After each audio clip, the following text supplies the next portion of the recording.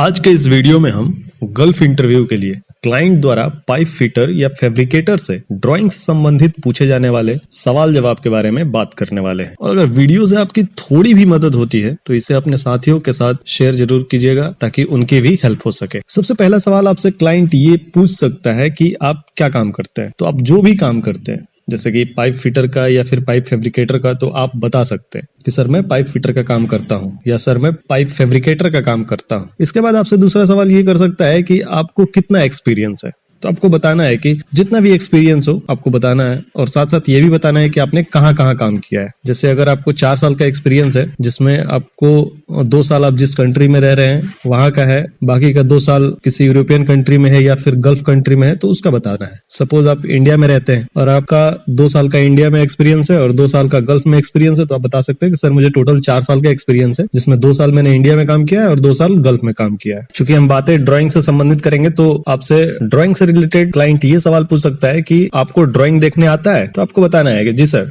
मुझे ड्राइंग की अच्छी जानकारी है और मैं ड्राइंग देख लेता हूँ। देखिए अगर उसके पास ड्राइंग होगा तो वो आपको दिखाकर उसमें से कुछ भी पूछ सकता है, जैसे कि इसमें कितना इंच का पाइप है, कौन सा फ्लांज है, कौन कौन सा रिड्यूसर है, पाइप की लंबाई कितनी है। अगर कोई लाइन दिया होगा तो उसका टेम्पलेट मोड़ने के लिए आपसे कह सकता है। इस तरह के सवाल आपसे पूछ सकता है। अगर दूसरे केस में उसके पास ड्राइंग नहीं है तो वो आपसे ये पूछ सकता है कि ड्राइंग से हमें क्या क्या जानकारी मिलती है। तो फिर से आपको बताना है कि सर ड्राइंग से हमें सबसे मोस्ट इंपॉर्टेंट चीज पाइपिंग के डायरेक्शन का पता चलता है, उसके बाद उसके कोऑर्डिनेट और एलिवेशन का भी पता चलता है, साथ साथ लाइन नंबर का पता चलता है, फ्लो के डायरेक्शन का पता चलता है, पाइपिंग का स्टार्ट पॉइंट और एंड पॉइंट का पता चलता है, ब्रांच कनेक्शंस वगैरह का पता चलता है। बिल ऑफ मटेरियल से ये पता चलता है कि जो भी हमारे पास मटेरियल है जैसे एल्बो है, फ्लैंज है, रिड्यूसर है, वाल्व है, ये सब कितने नंबर लगने हैं, क्या साइज है उनका, क्या स्टैंडर्ड है, क्या कोड है। अगर कोई पाइप उसमें है तो पाइप की क्या लंबाई है, क्या साइज है, ये सारी चीजें हमें ड्राइंग से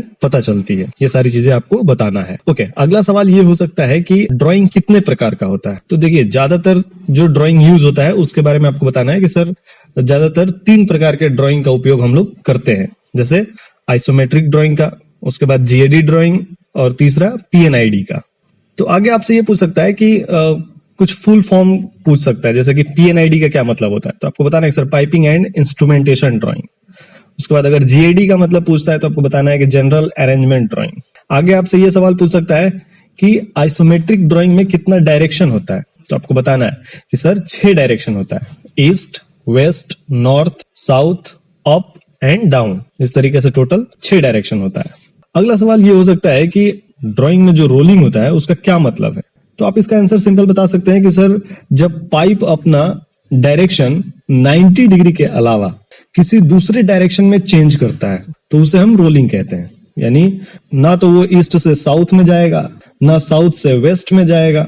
इस तरीके से वो 90 डिग्री पे कभी भी टर्न नहीं होगा, वो थोड़ा सा नॉर्थ और ईस्ट में रहेगा, यानी नॉर्थ में भी रहेगा और ईस्ट में भी रहेगा, या फिर ईस्ट में भी रहेगा और साउथ में भी रहेगा। तो इस प्रकार से अगर कोई भी लाइन अपना डायरेक्शन चेंज करता है तो उसे हम रोलिंग कहते हैं। तो अगला सवाल ये हो सकता है कि रोलिंग कितने प्रकार का होता है।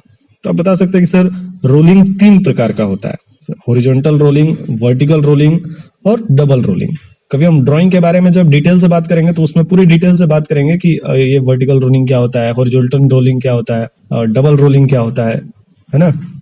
देखिए आपसे एक और सवाल पूछ सकता है, जैसे कि अगर कोई पाइप है वो वेस्ट में 500 mm जा रहा है, उसके साथ ही वो नॉर्थ में भी 500 mm जा रहा है, तो वहां पे कितना रोलिंग होगा। तो आपको बताना है सर 45 डिग्री, क्योंकि जब भी लाइन 2 डायरेक्शन में जाए और सेम डिस्टेंस कवर करे तो वो हमेशा ही 45 डिग्री में रोलिंग होता है। अगला क्वेश्चन ये हो सकता है कि आइसोमेट्रिक ड्राइंग का जो भी लाइन है वो कितने डिग्री में होता है। तो इसका सही जवाब होगा 30 डिग्री में। तो ड्राइंग से रिलेटेड आज के लिए बस इतना ही। अगर वीडियो अच्छा लगा हो तो कमेंट करके जरूर बताइएगा, हम इसके अगले पार्ट को भी बनाने की कोशिश करेंगे।